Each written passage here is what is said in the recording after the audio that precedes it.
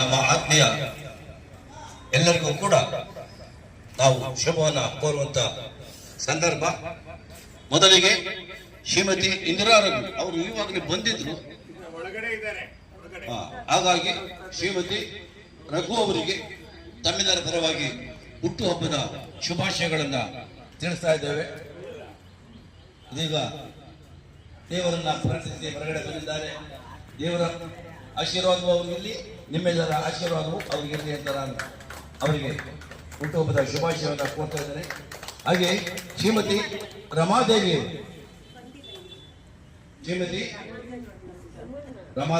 ಅವರು ಕೂಡ ಬಂದಿಲ್ಲ, ಅವ್ರಿಗೂ ಕೂಡ ಹುಟ್ಟುಹಬ್ಬದ ಶುಭಾಶಯಗಳನ್ನ ಕೋರ್ತಾ ಇದ್ದಾರೆ.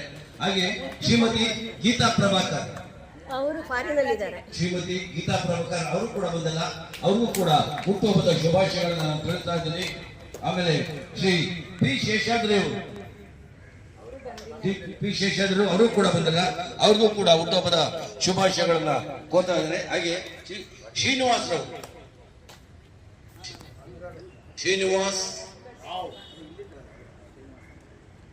ಅವ್ರಿಗೂ ಕೂಡ ಹುಟ್ಟುಹಬ್ಬದ ಶುಭಾಶಯಗಳನ್ನ ಕೋರ್ತಾ ಇದ್ದಾನೆ. ಶ್ರೀ ನಾಗೇಂದ್ರ ಪ್ರಸಾದ್ ಅವರು ಕೂಡ ಬಂದಿಲ್ಲ, ನಾಗೇಂದ್ರ ಪ್ರಸಾದ್ ಅವರಿಗೂ ಹುಟ್ಟುಹಬ್ಬದ ಶುಭಾಶಯಗಳನ್ನ ಕೋರ್ತಾ ಇದ್ದಾನೆ. ಹಾಗೆ ಶ್ರೀ ಬಿ ಟಿ ಹನುಮಯ್ಯ ಅವರು ಕೂಡ ಬಂದಿಲ್ಲ, ಅವ್ರಿಗೂ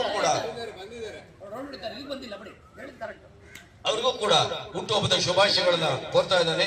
ಹಾಗೆ ಶ್ರೀಮತಿ ರಾಜಲಕ್ಷ್ಮಿ ಅವರು ಕೂಡ ಬಂದಿಲ್ಲ, ಅವ್ರಿಗೂ ಕೂಡ ಹುಟ್ಟುಹಬ್ಬದ ಶುಭಾಶಯಗಳನ್ನ ಕೋರ್ತಾ ಇದ್ದಾನೆ. ಹಾಗೆ ಶ್ರೀಮತಿ ಸುವರ್ಣ ಅವರು ಕೂಡ ಬಂದಿಲ್ಲ. ಬಹಳಷ್ಟು ಜನ ಇವತ್ತು ಹುಟ್ಟುಹಬ್ಬಕ್ಕೆ ಇಲ್ಲಿ ಗೈರಾಜರಾಗಿದ್ದಾರೆ. ಹಾಗೇನೆ ಬಹುಶಃ ಕಳೆದ 4 ವರ್ಷಗಳಿಂದ ನಿಮ್ಮೆಲ್ಲರ ಪ್ರೀತಿ ವಿಶ್ವಾಸಗಳೊಂದಿಗೆ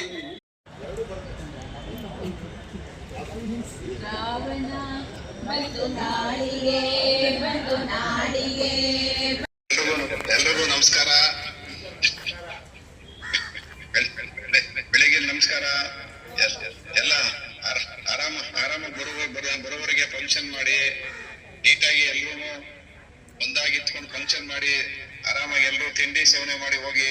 ಎಲ್ರಿಗೂ ಮತ್ತೊಮ್ಮೆ ನನ್ನ ನಮಸ್ಕಾರಗಳು. ಇಲ್ಲಿಂದ ಜಾಸ್ತಿ ಕೇಳಿಸೋದ್ ಕಾಣೆ ಮಾತಾಡ್ಲಿಕ್ಕೆ. ಎಲ್ಲಾರು ಅಮೆರಿಕ ಕರ್ಕೊಂಡು ಹೋಗ್ಬೇಕು. ನೆಕ್ಸ್ಟ್ ಅಮೆರಿಕಾಗೆ ಎಲ್ಲಾರನ್ನು ಕರ್ಕೊಂಡು ಹೋಗ್ಬೇಕು. ತುಂಬಾ ಚೆನ್ನಾಗಿ ಕೇಳಿಸ್ತಾ ಇದೆ. ಅದಕ್ಕೇನೆ ಎಚ್ಚರಿಕೆ ಆಗಿದೆ. ಅಮೆರಿಕದಲ್ಲಿದ್ರು ಕೂಡ ಎಷ್ಟೊಂದು ಅಭಿಮಾನದಿಂದ ನಮಗೆ ಚೋಚೋಬಾತ್ ಮಸಾಲೆ ವಡೆ ಎಲ್ಲನೂ ಒಂದು ಒಳ್ಳೆ ರೀತಿಯಲ್ಲಿ ಇಡ್ಲಿ ಎಲ್ಲವನ್ನು ಅವರು ಕೊಟ್ಟಿದ್ದಾರೆ. ಅವರಿಗೆ ವಿಶೇಷವಾಗಿ ಧನ್ಯವಾದಗಳನ್ನ ನಾನು ತಿಳಿಸ್ತಾ ಇದ್ದೇನೆ. ಶ್ರಾವಣ ಕುಣಿದಾಂಗ ರಾವಣ ಕುಣಿದಾವ ಗಾಳಿ ಭೈರವನ ರೂಪದಾಳಿ ಶ್ರಾವಣ ಬಂದು ಕಾಡಿಗೆ ಬಂದು ನಾಡಿಗೆ ಬಂದು ಬೇರಿಗೆ ಬಂತು ಶ್ರಾವಣ ಬಂತು ಶ್ರಾವಣ ಶ್ರಾವಣ ಬಂತು ಘಟ್ಟಕ ರಾಜ ಭಟ್ಟಕ ಬಂತ ಶ್ರಾವಣ ಬಂತು ಪಟ್ಟಕ ರಾಜ ಭಟ್ಟಕ ಭೂಪಾನ ಮಟ್ಟಕ ಏರ್ಯಾವ ಮುಗಿದೋ. ಪ್ರತಿಭಾ ಪುರಸ್ಕಾರದ ಕಾರ್ಯಕ್ರಮದ ಖರ್ಚು ವಿವರಗಳನ್ನ ನಮ್ಮ ಸಹಕಾರದಲ್ಲಿರುವಂತ ಮಂಜುನಾಥರವರು ಹೇಗೆ ಏನು ಅನ್ನೋದನ್ನ ನಮ್ಮ ಮುಂದೆ ನೀಡಿದ್ದಾರೆ. ಅವರಿಗೆ ಇದೀಗ 2026 ಅವಯವ ಪತ್ರ ಅಂದ್ರೆ ಖರ್ಚು ಮತ್ತು ನಮಗೆ ಬಂದಂತ ಹಣದ ವಿಚಾರವನ್ನು ತಿಳಿಸೋದಕ್ಕಿಂತ ಮುಂಚೆ ಅದರ ಬಗ್ಗೆ 1-2 ವಿಚಾರಗಳನ್ನ ನಾನು ಇಲ್ಲಿ ಹೇಳಿಕ್ ನಾನು ಇಷ್ಟಪಡ್ತೇನೆ. ಮೊಟ್ಟ ಮೊದಲನೇದಾಗಿ 15ನೇ ವರ್ಷದ ಪ್ರತಿಭಾ ಪುರಸ್ಕಾರ ಕೆಲವು ಅನಿವಾರ್ಯ ಕಾರಣಗಳಿಂದ ನಾನು ಮಾಡೋದೋ ಬೇಡವೋ ಅನ್ನೋದೊಂದು ಗೊಂದಲದಲ್ಲಿದ್ದಾಗ ನನಗೆ ಬೆನ್ನು ತಟ್ಟಿ ಈ ಕಾರ್ಯಕ್ರಮವನ್ನ ನೀವು ಮಾಡಲೇಬೇಕು, ನೀವೇ ಮಾಡಿ, ನಿಮ್ಮ ಜೊತೆ ನಾನು ಇರ್ತೀನಿ ಅಂತ ನನ್ನ ಜೊತೆ ನನಗೆ ಎಲ್ಲ ರೀತಿಯ ಸಹಕಾರ ಕೊಟ್ಟಂತವರು ನಮ್ಮ ಸ್ನೇಹರಂಗದ ಅಧ್ಯಕ್ಷರಾದಂತ ಸ್ವಾಮಿಗಳು. ಹಾಗೇನೆ ನಮ್ಮ ಸ್ನೇಹ ರಂಗದ ಕಾರ್ಯದರ್ಶಿಗಳಾದಂತ ರಂಗಪ್ಪನವರು. ಅದೇ ರೀತಿ ಈ ಒಂದು ಕಾರ್ಯಕ್ರಮಕ್ಕೆ ಎಲ್ಲ ರೀತಿಯ ಸಹಕಾರ ನೀಡಿದಂಥವ್ರು, ಆರ್ಥಿಕವಾಗಿ ಎಲ್ಲರೂ ಸಹ ಸಹಾಯ ಮಾಡಿದ್ದೀರಾ. ಮೇಜರ್ ಆಗಿ ನನಗೆ ತುಂಬಾ ಬೆನ್ತಟ್ಟಿ ನೀವು ಕಾರ್ಯಕ್ರಮ ಮಾಡೋ ತನಕ ನಾವು ನಮ್ಮದೇ ಆದಂತ ರೀತಿಯಲ್ಲಿ ನಿಮಗೆ ಸಹಕಾರ ಕೊಡ್ತೀನಿ ಅಂತ ಹೇಳಿದಂತ ಮೆಡಿಕಲ್ ಕೃಷ್ಣಮೂರ್ತಿ ಸರ್ ಮತ್ತು ನಮ್ಮ ರಾಮಕೃಷ್ಣ ಸರ್ ಮತ್ತೆ ಉಮಾ ಮೇಡಮ್, ನೋಡಿ ಅಮೆರಿಕದಲ್ಲಿದ್ರು ಒಬ್ರು ಅನುರಾಧ ಮೇಡಮ್ ಅವರು ಸುಮಾರು ಒಂದು 25,000 ರೂಪಾಯಿಯ ಒಂದು ಬುಕ್ಸ್, ನಾವೇ ಇನ್ನೂ ಡೇಟ್ ಫಿಕ್ಸ್ ಮಾಡಿರಲಿಲ್ಲ, ಅವ್ರಿಗೆ ಅಷ್ಟು ಒಂದು ಕಳಕಳಿ ಇತ್ತು. ಹಾಗಾಗಿ ನಿಮ್ಮೆಲ್ಲರ ಒಂದು ಕಳಕಳಿಯಿಂದ ನಾವು 26ನೇ ವರ್ಷದ 26 ಜುಲೈ 12ನೇ ತಾರೀಕು ಬೆಳಗ್ಗೆ ನಡೆದಂತ ಒಂದು ಪ್ರತಿಭಾ ಪುರಸ್ಕಾರ ಅತ್ಯಂತ ಯಶಸ್ವಿ ಕಾರ್ಯಕ್ರಮಗಳಲ್ಲಿ ಒಂದಾಯಿತು.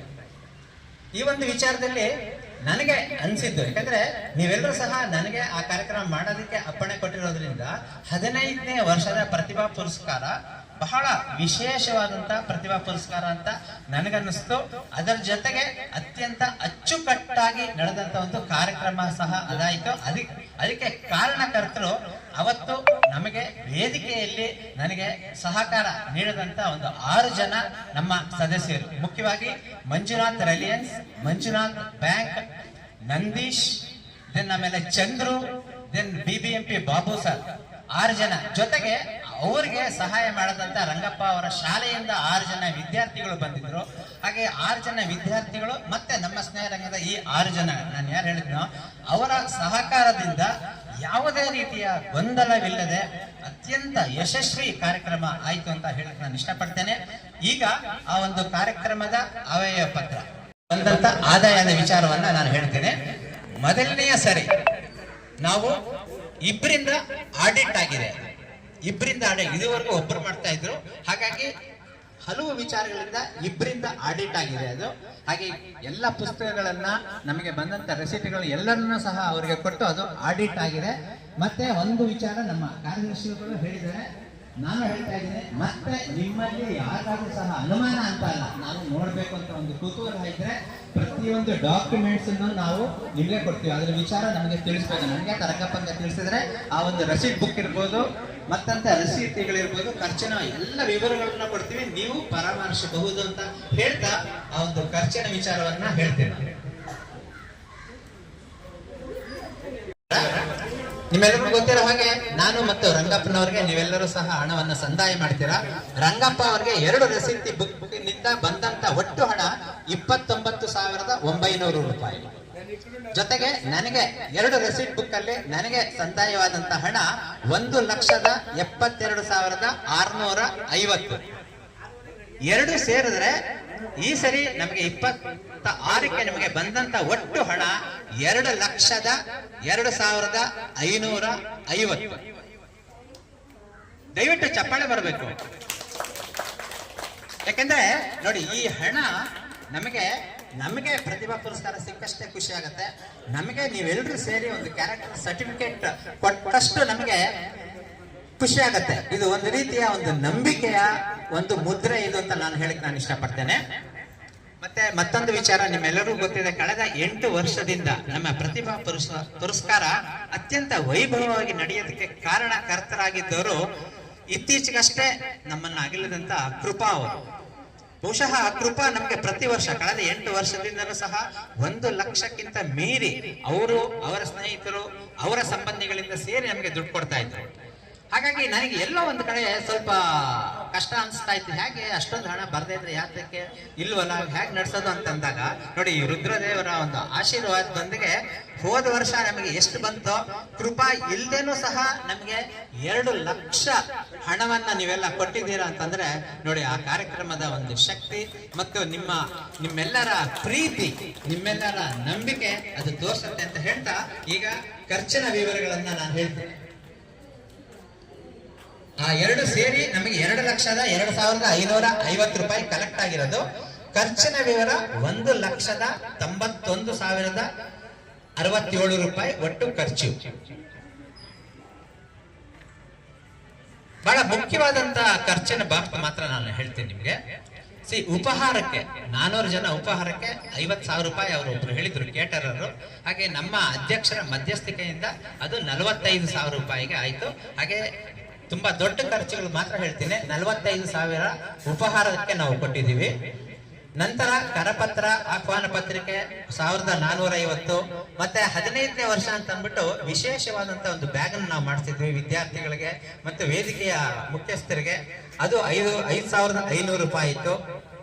ಮತ್ತೆ ಡ್ರೈ ಫ್ರೂಟ್ಸ್, ಬಿಸ್ಕತ್ತು, ಚಾಕ್ಲೇಟು, ಮತ್ತೆ ಮುಖ್ಯವಾದಂತ ಒಂದು ಖರ್ಚು ಅಂದ್ರೆ ನಿಮ್ಮೆಲ್ಲರಿಗೂ ಗೊತ್ತಿರೋ ಹಾಗೆ 97 ಜನ ವಿದ್ಯಾರ್ಥಿಗಳಿಗೆ ನಾವು ಕೊಟ್ಟಂತ ಮೆಡಲ್ ಮೊಮೆಂಟ್ ಅದು ನಮಗೆ 26,000 ರೂಪಾಯಿ ಆಯ್ತು. ಅದು ದೊಡ್ಡ ಖರ್ಚು. ಮತ್ತೆ ನಮಗೆ ಒಟ್ಟು ಸರ್ಟಿಫಿಕೇಟ್ ಬಂದಿದ್ದು 97 ಜನ ವಿದ್ಯಾರ್ಥಿಗಳ ಸರ್ಟಿಫಿಕೇಟ್ಗಳು.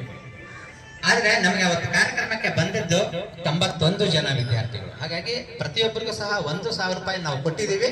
91,000 ರೂಪಾಯಿ ಅಲ್ಲೇ ಖರ್ಚಾಗಿದೆ. ಹಾಗಾಗಿ ಒಟ್ಟು ಖರ್ಚು 1,91,067 ರೂಪಾಯಿ. ಆಗ ನಮಗೆ ಬಂದಂತ ಆದಾಯದಲ್ಲಿ ಖರ್ಚನ್ನ ಕಳೆದಾಗ ಈ ವರ್ಷ ನಮಗೆ ಮಿಕ್ಕಂತ ಹಣ 11,483. ನೋಡಿ, ಈ ಸರಿ ಸಹ ಸರ್ಪ್ಲಸ್ ಬಜೆಟ್ ಆಗಿದೆ. ಇದೆಲ್ಲ ನನಗನ್ಸತ್ತೆ ಈ ಒಂದು ರುದ್ರದೇವರ ಒಂದು ಆಶೀರ್ವಾದದಿಂದ ಈ ಒಂದು ಕಾರ್ಯಕ್ರಮದ ಶಕ್ತಿ ಅಂತ ನನಗನ್ಸತ್ತೆ. ಮತ್ತೆ 2025 ತನಕ ನಮಗೆ ಉಳಿದಂತ ಹಣ 1,77,202 ರೂಪಾಯಿ. ಈ ವರ್ಷದ ಹಣ 26ರಲ್ಲಿ ಉಳಿದಂತ ಹಣ 11,483 ಸೇರಿದ್ರೆ ಪ್ರತಿಭಾ ಪುರಸ್ಕಾರದ ಹಣ ನಮಗೆ ಮಿಕ್ಕಿರೋದು 1,88,685 ರೂಪಾಯಿ. ತಪ್ಪಳೆ ಬರ್ಬೋದಲ್ವಾ? ಮತ್ತೆ ಈ ಒಂದು ವಿಚಾರದಲ್ಲಿ ನಾನು ಹೇಳ್ಬೇಕಾದ್ರೆ, ಮೊದಲನೇ ವರ್ಷದಿಂದನೂ ಸಹ ನಮ್ಮ ಹಿಂದಿನ ಅಧ್ಯಕ್ಷರಾದಂಥ ಕೃಷ್ಣ ಸ್ವಾಮಿಗಳು ಈ ಪ್ರತಿಭಾ ಪುರಸ್ಕಾರವನ್ನ ನನ್ನಿಂದ ಮಾಡಿಸಕ್ ಶುರು ಮಾಡಿದ್ರು. ನಂತರ ನೀವೆಲ್ಲರೂ ಸೇರಿ ನನ್ನಿಂದನೇ ನಾವು ಮಾಡಿಸ್ತಾ ಇದ್ದೀರಾ. ಆದ್ರೆ ಅವರ ಒಂದು ಆದೇಶ ಇತ್ತು ನನಗೆ. ಏನದು ಆದೇಶ? ನೋಡಪ್ಪ, ಎಲ್ಲರೂ ಸಹ ಹಣವನ್ನ ಕೊಡೋದು ವಿದ್ಯಾರ್ಥಿಗಳಿಗೆ, ವಿದ್ಯಾರ್ಜನೆಗೆ, ಅದಕ್ಕೆ ಮಾತ್ರ ಉಪಯೋಗ ಆಗ್ಬೇಕು, ಬೇರೆ ಯಾವುದಕ್ಕೂ ಸಹ ಉಪಯೋಗ ಆಗ್ಬಾರ್ದು ಅನ್ನುವಂತ ವಿಚಾರ ಅವರ ಒಂದು ನಿರ್ದೇಶನವನ್ನ ಅವರ ನಂತರವೂ ಸಹ ನಾನು ಪಾಲಿಸ್ಕೊಂಡು ಬರ್ತಾ ಇರೋದ್ರಿಂದ, ಬೇರೆ ಯಾವುದು ಉದ್ದೇಶಕ್ಕೂ ಅದನ್ನು ಉಪಯೋಗಿಸದೇ ಇರೋದ್ರಿಂದ ಇವತ್ತಿನ ದಿನನೂ ನಮಗೆ ಉಳಿದಿರುವಂತ ಹಣ 1,88,685 ರೂಪಾಯಿ ಅಂತ ಹೇಳ್ತಾ, ಮತ್ತೊಮ್ಮೆ ಈ ಒಂದು ಕಾರ್ಯಕ್ರಮಕ್ಕೆ ಸ್ಪಂದಿಸಿದಂತ, ಸಪೋರ್ಟ್ ಮಾಡಿದಂತ ಎಲ್ಲರಿಗೂ ಸಹ ನಾನು ಧನ್ಯವಾದಗಳನ್ನು ಇಷ್ಟಪಡ್ತೇನೆ. ಮತ್ತೆ ಈ ವರ್ಷ 15ನೇ ವರ್ಷ, ಹಾಗೆ ಹೋದ ವರ್ಷ 25ರಲ್ಲಿ ನಮ್ಮ ಕಾರ್ಯದರ್ಶಿಗಳು 25ನೇ ವರ್ಷದ ಕನ್ನಡ ರಾಜ್ಯೋತ್ಸವವನ್ನ ವಿಶೇಷವಾಗಿ ವಿಜೃಂಭಣೆಯಾಗಿ ಮಾಡಿದ್ರು. ಅವ್ರ ಜೊತೆ ನಾವು ಸಹ ಕೈ ಜೋಡಿಸ್ತಿದ್ವಿ. ಅದೇ ತರನೇ ಈ ಸರಿ ಸಹ 15ನೇ ವರ್ಷ ಒಂದು ವಿಶೇಷವಾಗಿ ಮಾಡಬೇಕು ಅಂತ ಮನಸ್ಸಿನಲ್ಲಿತ್ತು. ಹಾಗಾಗಿ ನಮ್ಮ ವಿದ್ಯಾರ್ಥಿಗಳ ಜೊತೆ ಒಂದು ಸಂವಾದವನ್ನ ನಾನು ಮಾಡ್ತಾ ಇರ್ಬೇಕಾದ್ರೆ, ಒಬ್ಬ ವಿದ್ಯಾರ್ಥಿ, ವಿಶೇಷ ವಿದ್ಯಾರ್ಥಿ, ಅವರು ಹೇಳಿದ್ರು, ಸರ್, ನನ್ನ ಮಗಳು ಭರತನಾಟ್ಯದಲ್ಲಿ ಜೂನಿಯರ್ ಸೀನಿಯರ್ 13ನೇ ವಯಸ್ಸಿನಲ್ಲೇ ಮಾಡಿ ಸರ್ವಾರ್ಥ ಸಾಧಿಕೆ ಶರಣ್ಯೇ ತ್ರ್ಯಂಬಕೀ ದೇವಿ ನಾರಾಯಣಿ ನಮೋಸ್ತುತೆ. ಭಾಗ್ಯದ ಲಕ್ಷ್ಮೀ ಬಾರಮ್ಮ, ಭಾಗ್ಯದ ಲಕ್ಷ್ಮೀ ಬಾರಮ್ಮ, ಕರ್ತವ್ಯ ನಮೋ ಮಮ್ಮನಿ ಸೌಭಾಗ್ಯದ ಲಕ್ಷ್ಮೀ ಬಾರಮ್ಮ.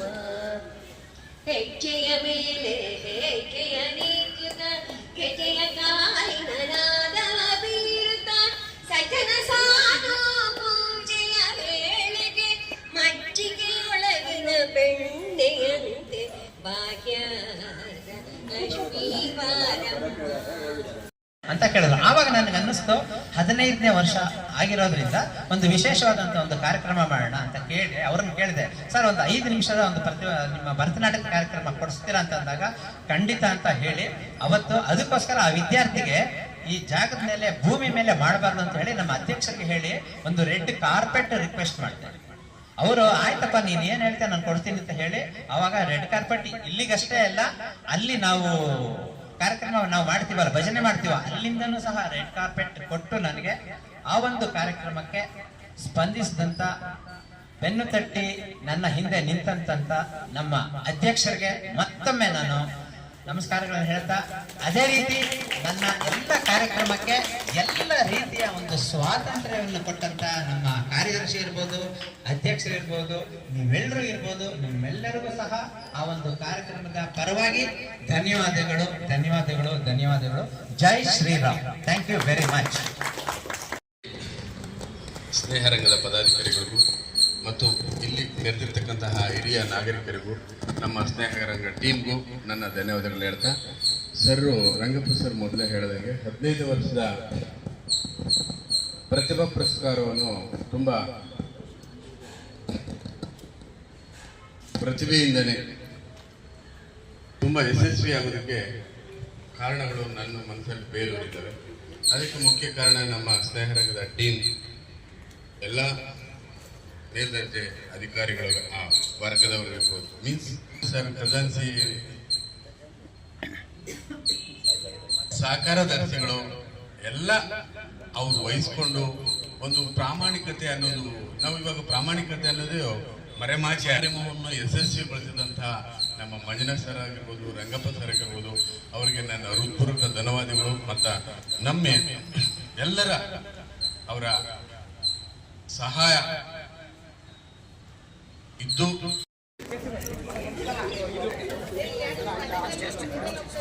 ನಮ್ಗೆ ಆಗಲ್ಲ, 25 ಅದಕ್ಕೆ ಬಂದಿದ್ದೀವಿ.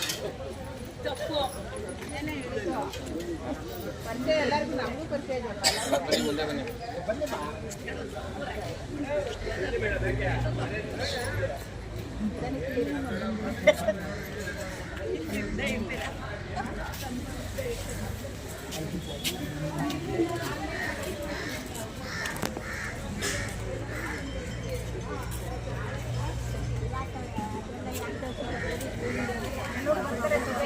ಹೇಗಿದ್ದೆ